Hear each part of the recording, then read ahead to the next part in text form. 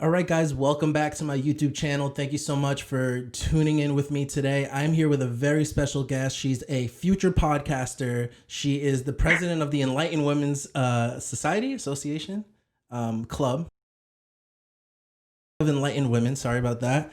And she is just an all-around badass. So we're here to talk about all things feminism and all things pop culture. So Ashley, thank you so much for being with me. Thank you for having me. This is so exciting.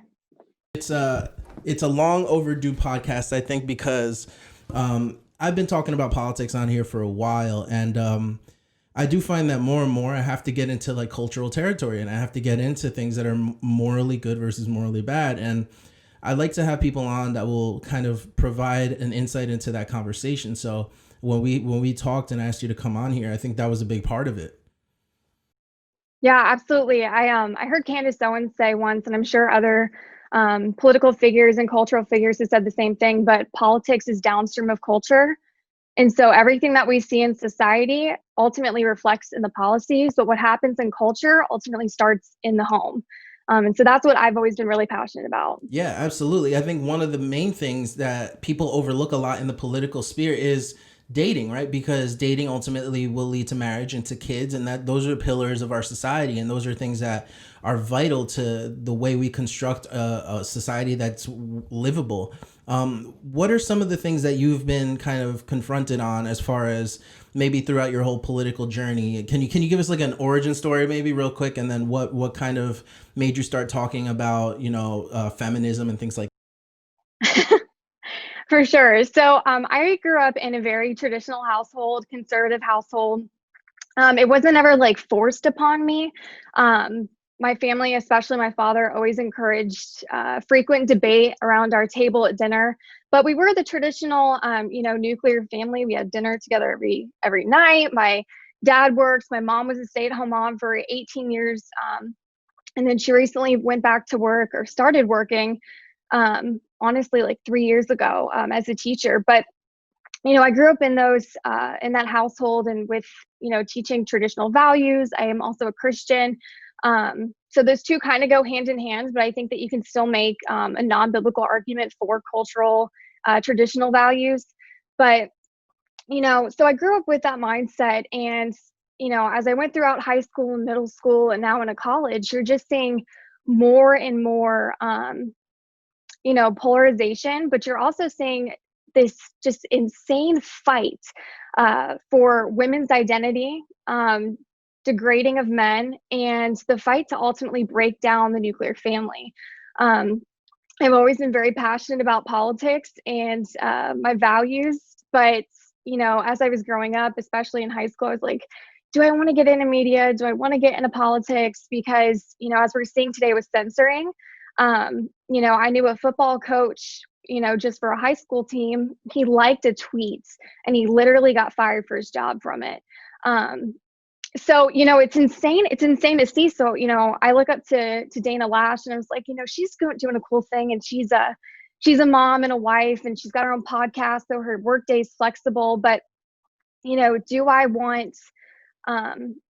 I want to put my family at risk by speaking out for my values? But, coming up, I'm 20 years old in the Gen Z generation. It's like, if we don't speak, who's going to? What's the future of America going to look like? What's the future of families going to look like? Because we're up against some very radical opponents, and it's quite honestly scary to see. So you've been into politics for a long time. You said you grew up in a conservative family. I find that fascinating because I wish I became a Christian when I was 23. And one of the things that I had to fundamentally rewire my mind about was the relationship between men and women, and how men are supposed to treat women, but also how women are supposed to treat men. And I do think it's interesting that your values are informed by your faith, because a lot of the times it is necessary to make a quote unquote secular argument for these traditional values, but it also has to be firmly implanted in you on why you believe those things. And ultimately, in my opinion, those things have to come from a spiritual place. If not, they're kind of floating, you have morality kind of floating with no basis as to why you believe what you believe. What was one of the first things that you've realized about the whole feminist movement that I guess you decided you needed to speak out against? Um, I feel like I feel like the feminist movement in general, you can attack it from so many different angles that this would end up in like a like a 20-part series podcast. But quite honestly, I find the movement to be extremely hypocritical. They speak about being for all women, but as we even saw in very recently at a women's march, um, how ironic it was that there was another girl who didn't agree with their values, and they bloodied her face and she ended up in the emergency room. And now, I mean, the feminist movement speaks for the equality of all women.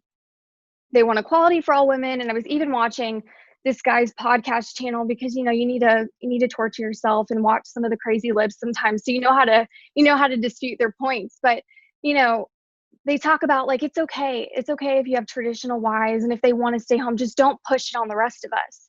Yet they're not accepting of you at all if you don't stand with their movement. Also think it's Uh-uh. disingenuous for them to say that, because if you do have traditional values or you are living a traditional life and you do meet somebody like that, they're more likely than not going to kind of judge you for it and question you about it, which to me just goes to show the true intent of people that are, more, I guess, progressive, politically speaking, when it comes to gender identity and the whole thing. It's like, if you are cisgender, if you are, if you are waiting until marriage and then before you have a kid and all that, people almost like dismiss you or judge you for it. And I think that's the hypocrisy of the movement, right? It's like this idea of like all lifestyles are acceptable except the one that we build society on. Yeah, exactly. Or if it doesn't align with their narrative. I know a lot of people have also pointed out the flaw in the feminist movement that, they went after J.K. Rowling for speaking out against transgender women because they're not actually women, and how they were taking away from the feminist movement. Um, but it's like if gender is so fluid, then why do we need feminism to begin with? Um, I just I don't think it's constructive at all. And quite honestly, when they talk about equality today, I think women are treated, frankly, much better than men are in our society. Interesting. Can you go into that a little bit? How that's so?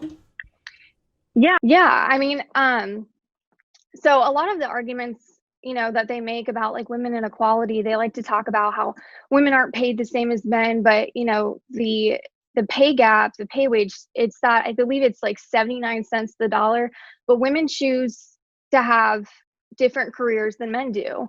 And they also choose, most men are going to work if they go into corporate America, they're going to put in 60 plus hours a week. And that's not a good week. Most women are not going to want to do that. Most women will opt to stay home, or they'll opt to cut their career short. And they won't be making the same pay as men. They'll take something less or with lesser hours. But for example, how men aren't treated as fair in society today. I don't know if you saw the Gillette commercial a couple years ago. Man, that was ridiculous. It was it was painful. But I mean, if they made a commercial about women that was as degrading as that, calling women, femininity toxic, I mean, the uproar would be insane. Um, Right, it's, masculinity is toxic, but it's one binary out of a duality that we know as masculinity and femininity. If you were to ever say mhm, femininity was toxic, you would be canceled, you would get dragged through the mud about it, because it's such a, I guess, hateful thing to say. So now you have an entire generation of kids, or even young adolescent teenagers, that are growing up with this idea that instilled in them is this toxic thing that they can never rid themselves of, and they have to constantly apologize. And to me, that's creating an entire generation of weak men, or on the polar opposite, actually mhm, toxic men that do see their masculinity as a threat to themselves. And so they're either going to overcompensate and do things that are extra and lean into the villain, for, quote mhm. unquote, or they're going to go the complete opposite way and just become like kind of androgynous and not really discover themselves and their masculinity. No, I agree with that, and I think we're seeing a lot of that today. I know as a conservative, traditional one, it's very hard to find a man with backbone. And I know a lot of my conservative female friends who, don't identify as feminists feel the same way. And I think it's, yeah. Yeah. Man with backbone. Unpack that. What do you mean in specific characteristics, actions, examples? Give me some examples of a man with backbone versus a man who is spineless. Gosh. Honestly, the first thing I would say for men is, and I'm talking about red-blooded women for the most part. I'm not talking about, all these other, deals, but for the most part, women want dominant men. For a man to be passive is probably the most repulsive characteristic in a man. Um, I mean, it Because you will always hear, or maybe it was just my generation growing up, you always heard women talk about, I just want a nice guy, and things like that, and that leads guys to this real poisonous mindset that, like, if they're just nice enough to a woman, they'll get that girl, whatever girl they desire. And that becomes painful growing up, because it's like you're doing the thing you think you're supposed to do, and it's not yielding the results that you expect them to have. So I'm sorry. yeah. Continue, please. No, you're good. I mean, and that's what they're calling in today's generation a simp. But it's true. I mean, honestly, like and for me, like I'm very in tune with what's around me. I like to observe people, and I can just, I can pick it up. But just being in college, like you'll have guys who they try to like get get close to you by being your friend first. And that's also a big, like, just avoid that completely. Don't try to initiate yourself in the friend zone to then try to get out of it later. Because a woman knows when you're trying to be a friend, like, she's automatically putting you as a non-passive, you're not a threat, and she's just moving you to the side. I did that whole post on Instagram just for fun, on how masculinity isn't toxic, and the uproar that I got, personalized DMs, from girls and from guys. One of them, I'm not exaggerating, wrote me such a long DM, and she literally APA cited it with like statistics on how, like, literally cited it like it was a college like paper, talking about how okay, or MLA. There you go. But it's crazy. It was crazy. I mean, I was talking about how passive men, you want to avoid being passive. And when I talk about men being a threat, it's not in the way that they're abusive or they're going to hurt women. Those are men who obviously were raised by men who show them what it means to be a man. But for a woman, she wants a man who is going to be a warrior in the world, but a lover in the home. And that's the amazing thing for me when I meet men, and like just in this essence of masculinity. And please, like, correct me or drop in your input. But for, a man, it's like, I mean, they're warriors. They go out, they forge, they protect, they provide, they come home, but they're gentle towards their children and towards their wife and towards their family. It's just that dynamic that I think is so natural, but it's so beautiful at the same time. I don't know why It's so it's hard so for hard people for to people to understand. Yeah, understand. it's a natural instinct for sure, and I think that what's been happening with our, I guess, participation trophy culture is that the idea of competition has almost been beaten out of men, throughout our entire generation, and so now we're left at a point where it's like you have to be compassionate at work, you have to be compassionate. Everybody deserves your compassion, and honestly, it's just not true. Like, not everybody deserves your compassion. Not everybody deserves your respect. That has to be earned, and as a man of character, you have to stand up for what you believe in and not feel the need to be walked over. Jordan Peterson put it very eloquently, and because I'm a Christian, this really spoke to me. He was talking about how, the Sermon on the Mount says the meek will inherit the earth. And he said he did a little digging. He looked at it in the Hebrew, and the word meek was puzzling to him, because does that really mean that weak people who are passive are going to inherit the earth? And what he discovered was that it didn't necessarily mean the meek as in, passive, but it meant people who know how to wield a sword, but had that sword sheathed, which is the idea of being a powerful man that can do damage and refrains himself from doing it. that's considered a strong man, or a healthily masculine man, right? As opposed to this idea that we have in culture today, where it's like being weak and being passive is seen as non-threatening and therefore moral, right? Like being passive is not moral; they're not equivalent. And when he broke that down for me, it like hit a light bulb in my head where I was like, people have been lied to for so many years, men in Yeah. particular, about what it really means to stand up for what you believe in and what it really means to assert yourself positively in the world. So Hmm. that speaks perfectly to what you were saying, and I think it's true. And especially you're still in college, right?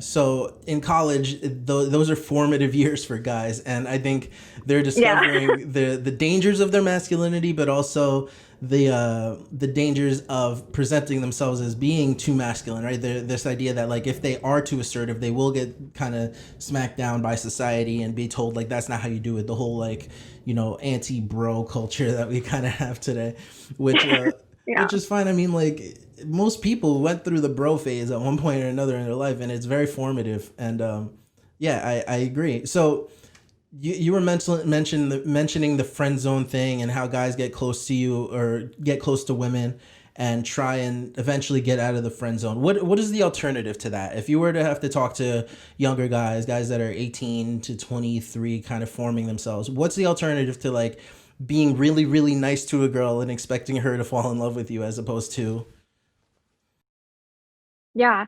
Honestly, I think just embracing what men used to do before social media, which was literally, I know Peterson talks about how women are intimidating and we understand, but you know, just simply like go up to the woman, like just confront her, ask her for her phone number. Be direct about your intentions. Like, this isn't like I just want fun and games. If you actually want to take her out on a date, be intentional about it and let her know that that's like not saying that you're going to marry her, by asking for her phone number, but just that, you're not looking to screw around. Um, but the other thing is like guys will try to get around that, but they'll also kind of like have their intentions of wanting to go out on a date with you by asking for like your Snapchat or your social media.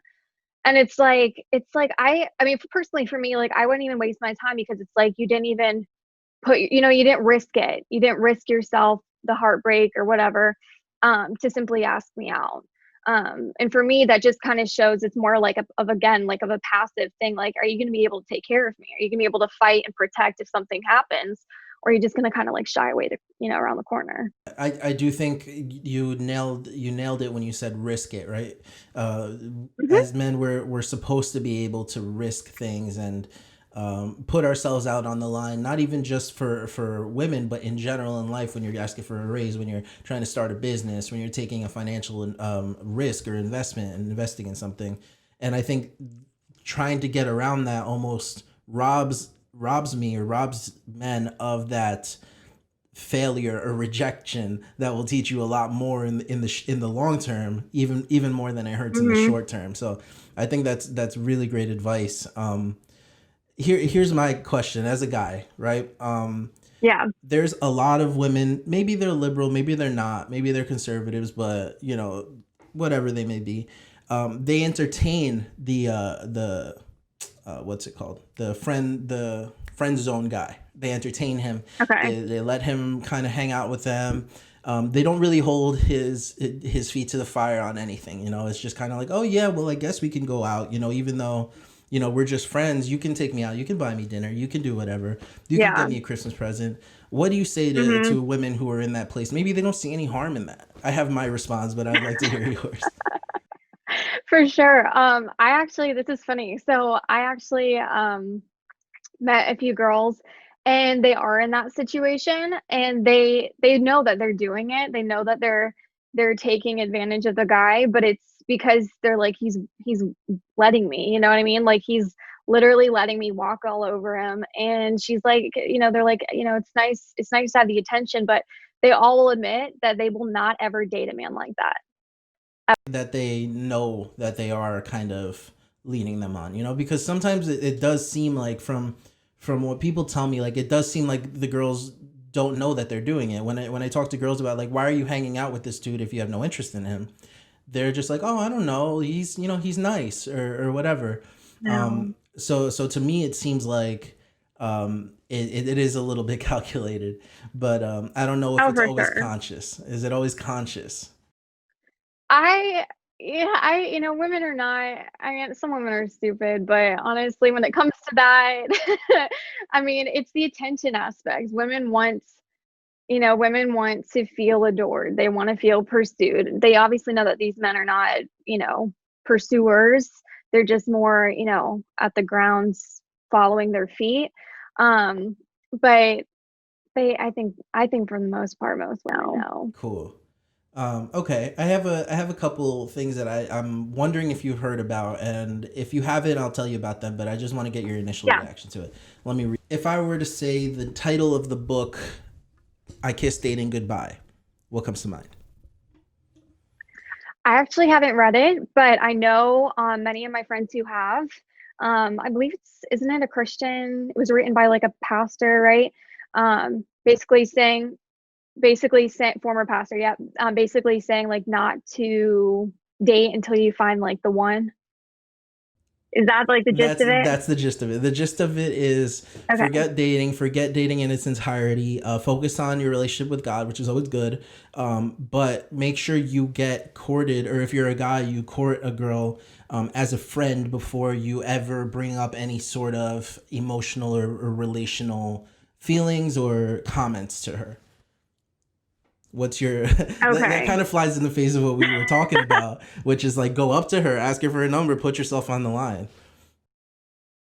Yeah. I know that people use like the word court, like intermingled. Like I know, like growing up in the church, certain churches would like to use the word court over dating because they think dating's worldly.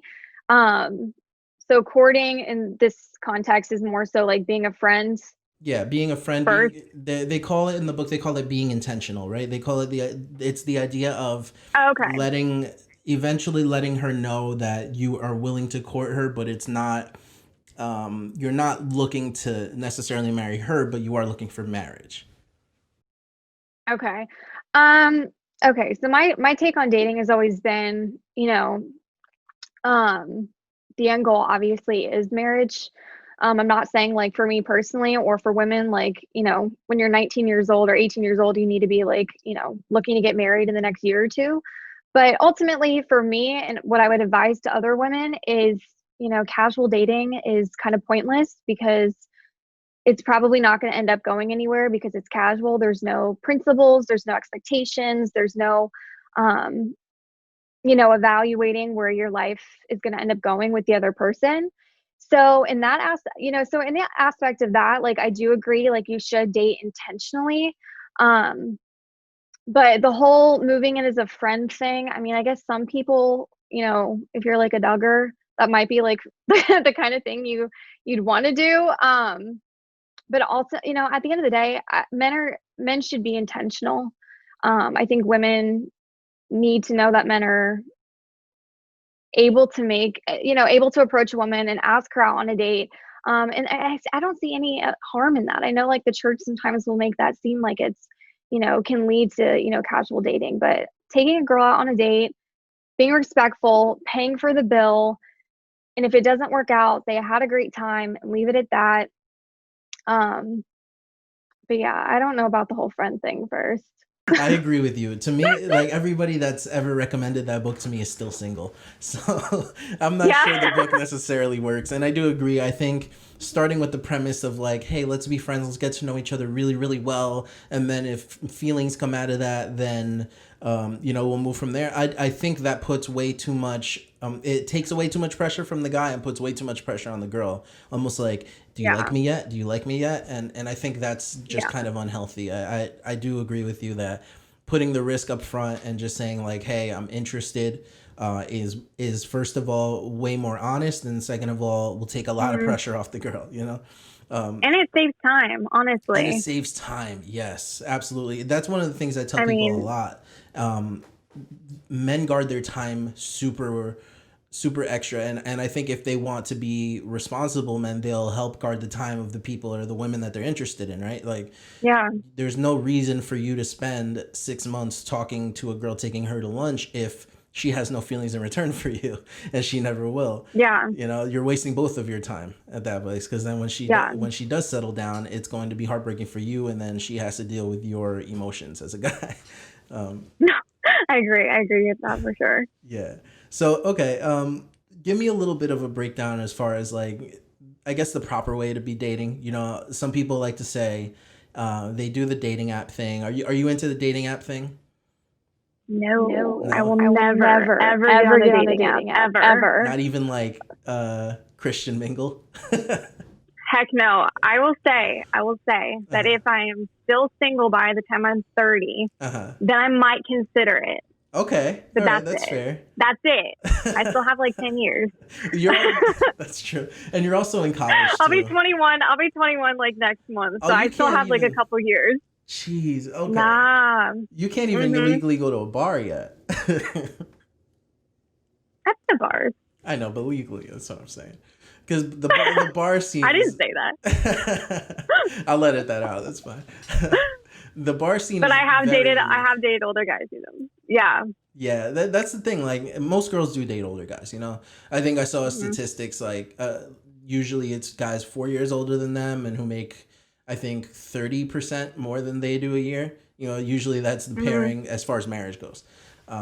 But Yeah. that makes sense. I was gonna talk to you about the bar scene next because I think that's an interesting dynamic. You know, there's all this loud music, there's all Mhm. these strangers. Maybe you're there with your friends, maybe you're there with, with one friend, and then there's always the overly aggressive guy.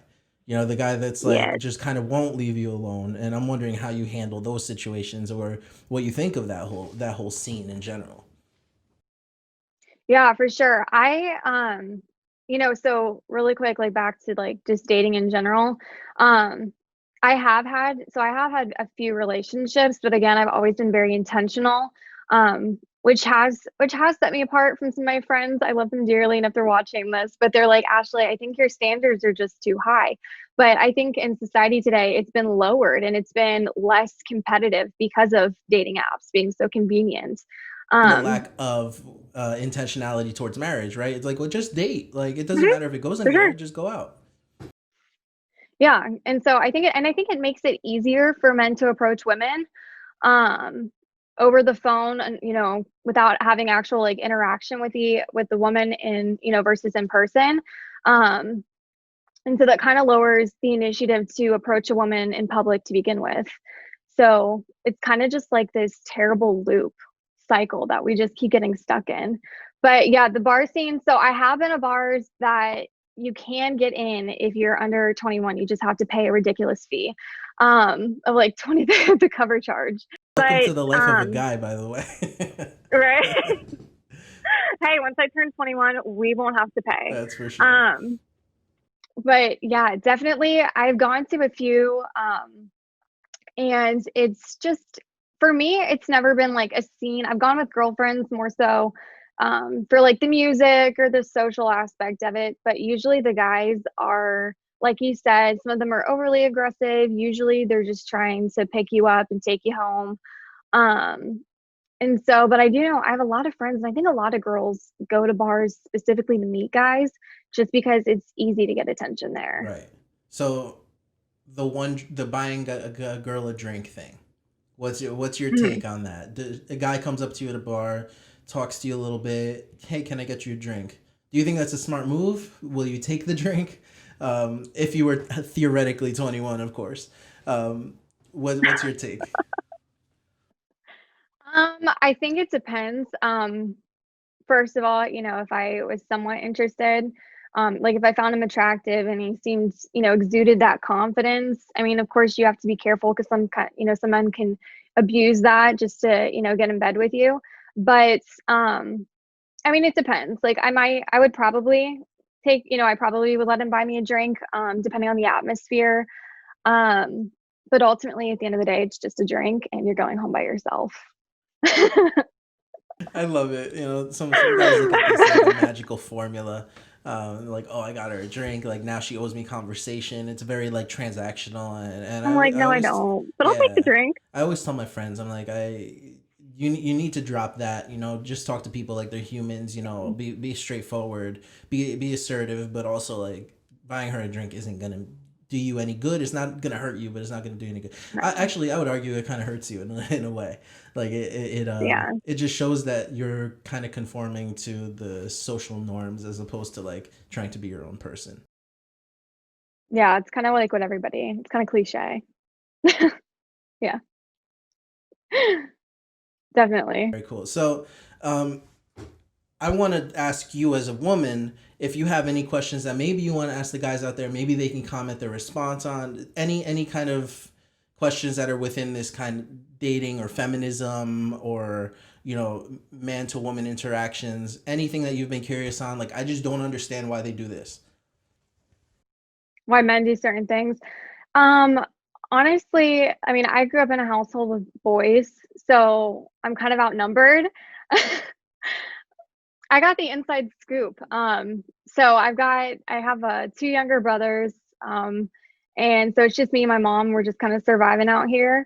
But so I got, but I don't mind it. But I am curious, because I feel like you just don't hear a whole lot from the men about how the feminist movement is actually affecting men. How is it affecting? And I'm not talking about the beta males. I'm not talking about the male feminists who wave their white flag of like they're an ally to women.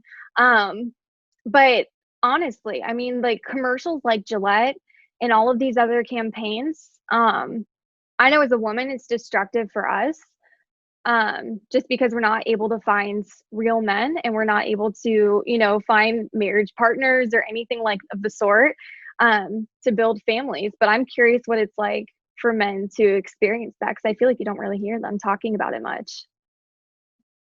I think the best word to describe it has been coddling, right? We've been put in this comfort zone where we don't have to risk anything, we don't have to say much, and now we're even at a point with feminism where girls are approaching men and they're making all the first moves and they're doing this. So Yeah. responsibilities are being stripped away from us everywhere you look. And on the surface, it might seem like, hey, all right, cool, feminism, yeah, go.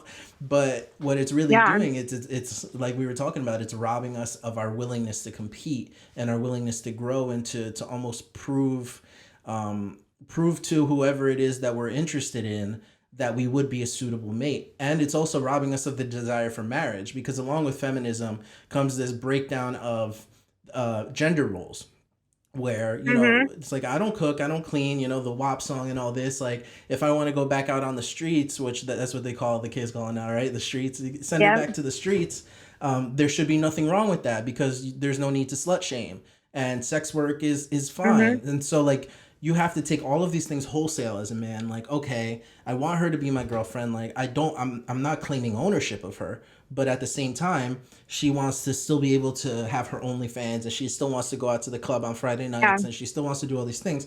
So it puts men in a situation where they either have to be like these chauvinists, like you will not do any of these things and hope that she's into like being dominated, or on the flip side you have to be like a complete beta and just say like anything you want baby and just kind of live up to that expectation.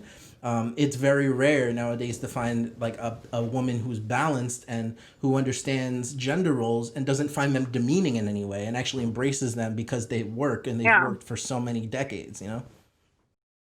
Yeah, and it's not just American culture. I mean, we've seen it dated back hundreds of years ago, and we're seeing it all across. I mean, in more traditional cultures. I think we're seeing a lot of it today in like the UK. I don't know if you saw the story that went viral. I don't even know if I'm gonna pronounce it correctly. Is it Brisbane? Is that in? I think that's in Australia. Okay, so it was a couple of years ago. So I don't know if you've heard of the term trad wife No. or tradwives. Oh my gosh. Okay. Okay, I'll have to send you some articles. But so this term called tradwife started a few years ago. But I think like not many people still know the term.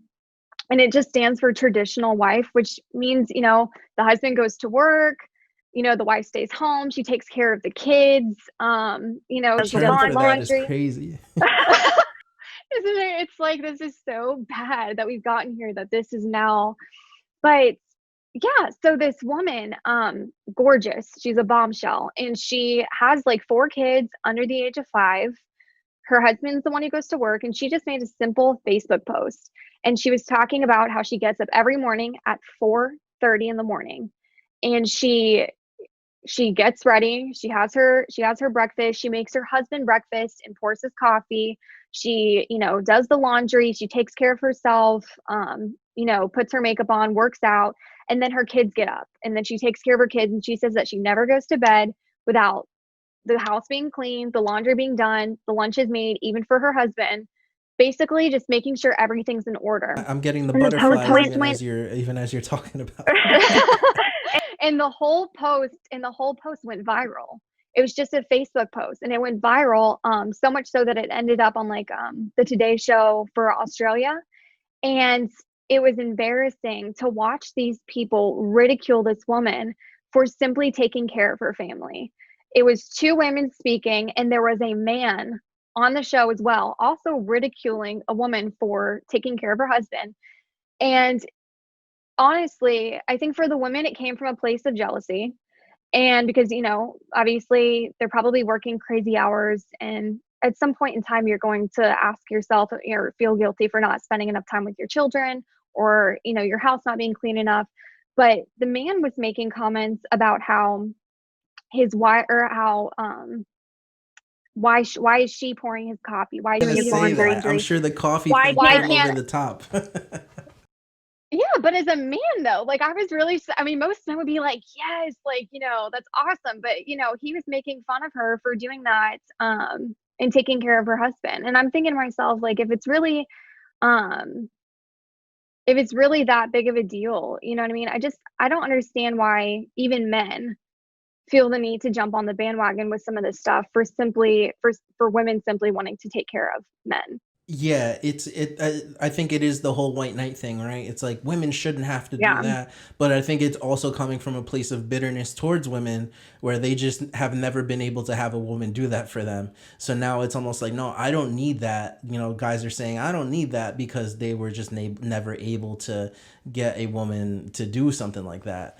I also think I also will admit, like in the Hispanic culture, like I'm Peruvian, gender roles are still really dominant. Like even in first generation, second generation Americans Mhm. who are like Hispanic, they very much embrace gender roles, and it works for them because they're almost in maybe a generation back. Like they're still in like a fight or flight mode where they've come here with Yeah. nothing and they need to make it work. So if they pair up with somebody, it's like we're gonna work together. Like if we're gonna have some kids, you better take care of those kids. And if we're gonna have some kids, hey guy, you better make some money so that I can take care of these kids. And it's just kind of like a default for humanity. Like how do we best thrive?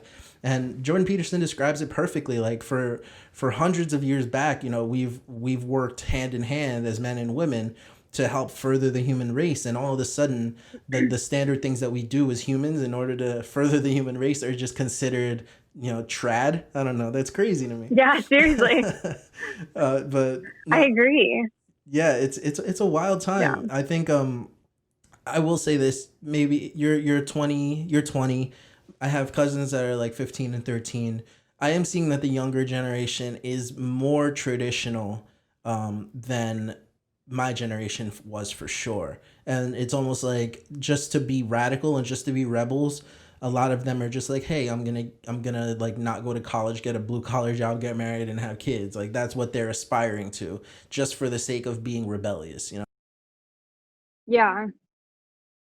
Yeah, for sure. I have heard, and I've read a few articles. I still have to do some more research, but it seems like the Gen Z generation is leaning more traditional and conservative, which honestly gives me hope because, especially after I made that post on masculinity, I had men even asking me, well, how do you think we should fix this?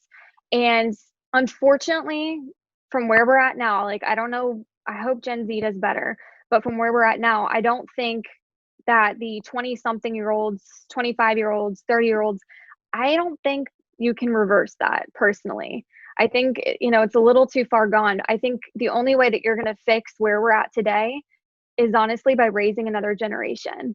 Um, I do think which is, I'm a little yeah, bit more yeah, hopeful than you in the sense that Probably. one of the main reasons I think that is because I've seen some crazy transformations. I've gone through my share of stuff as well, And I think on an individual level, people can definitely make that rapid change. I don't know if it's generational. I'll agree with you there. I do think it has to be the next generation that really sets the new norm. But one of the fundamental things Mhm. for me that I've seen has changed men drastically, including myself, is becoming a Christian. Just having Yeah. that framework of like traditional values and having a frame of reference for what is actually morally correct as far as what to do as a man can drastically change. Absolutely. Yeah, for sure. There are some examples, but I think I'll talk to you off air before I put that on my YouTube channel. But I'll share them with Yeah, you yeah. later. Yeah, for sure. No, I completely agree with that. Like I said, I grew up in a very traditional household. It was very rare from other people. And I remember I would go to school and I'd have friends whose parents were divorced, or I would have friends whose parents, they never talked to their kids. Like they were all like they still had it like a nuclear family, but they would never talk to their kids. And my family was very, very different. I remember, and I think this story might freak some people out if they're listening, because my dad, it's not like a homeschool, like we're not sheltered, but my dad, when I was 6 years old, um, my youngest oldest brother is 18 now, but he's was probably like 4. My dad used to have us like on Sunday mornings or after church or Saturday mornings, we would sit on the couch and he would bring a whiteboard out. And when he brought the whiteboard out, you should know that you're not getting up for probably 3 hours. So you might as well get your snacks, use the restroom, and sit down. Um, and he would put together PowerPoints and he would have pictures of like Britney Spears and, other, celebrities or whatnot. I just remember that one vividly. But he would literally break down, this is society, this is what they're going to tell you is correct, but it's not. And he would literally walk through us. And I'm telling you, from the very young age, because your mind is so impressionable when you're like 2 and 3 years old, that if you have a father who invests in you, and I think that's what we're seeing today, is we're seeing a lack of fathers in our society. I just read a statistic from the 2017 Census Bureau. One in four, 1 in 4 children do not have a father in the household. They said 19.7 million children do not have fathers in the household. Um, and a father is that pillar. He's the one who sets, and that's really like where masculinity steps in is, he's the one that kind of sets the standard for the home. He's the structure. Um, my dad worked in corporate America his whole life. He would go to work for 80 hours a week, or more. Honestly, it was more, probably like 100, but he always was very intentional about seeing us and spending time with us when he came home. If we ever had questions about all the craziness that we learned in school, he would sit and he would talk to us for probably 2 or more hours. And then he would stay up till 3 a.m. to finish his work. But that's what we're lacking in today. We're lacking strong parental figures, and we're lacking strong father figures, and children desperately need that. That the lack of fathers has caused huge gaps in wisdom when it comes to raising young men. Absolutely. Everything from how to engage with a woman to how to deal with your sexuality and everything in between, how to deal with bullies in school. All of those things are Hmm. pivotal things. And then even getting into your 20s, your 18, 19, how to deal with your finances, how to set up yourself for the future. All these are things that fathers are supposed to be teaching their kids. And with the statistics you just shared, it's no wonder that we have all of these big time YouTubers that pretty much just Yeah. profit off of teaching young men how to have success in life, or how to pick up Yeah. women or all these things, because those are things that a father is supposed to teach you. And and it's also no surprise why so many people are addicted to pornography, because Absolutely. that's another aspect that's you go to when you don't have somebody telling you how to accurately treat women. You find yourself kind of going into the mode of like lust. I want Hmm. all the women then. So I 100% agree with you, and I think that's going to be the Instagram clip right there for sure for the podcast. So Yeah, for sure. so I'm Go sorry. ahead. No, I'm sorry. Go ahead. Oh no, you're good. You're good. Well, I was just gonna say, let's land this plane a little bit. Let's put a nice little bow on the podcast, and I wanted you to kind of have the floor and maybe give some advice to, maybe a guy your own age and who's going through stuff, doesn't know exactly what's wrong with him because he's feeling like he's being put down by society, or doesn't know exactly how to build himself up as a man, what advice would you give him as a woman in order to kind of change the trajectory of where he's going? Um, Honestly, I think the best people that can speak into another man's life, especially just from what I know from my brothers especially, and from other just guy friends, my father too, is surround yourself with other men whose values are the same as yours. But also just some simple basics. Get in the gym, work out, not to impress women, but because it's good for you. It's good for you mentally. It'll help you to feel more competitive. Testosterone is rapidly declining. It's declining, I believe, by 1% every year for the past 20 years, um, which is crazy. I mean, it's insane, but competition is good. So, I mean, honestly, for men, I think it's important for them to surround themselves with men who are, goal oriented, not just going around to get drunk and party. Those are very temporary things in life.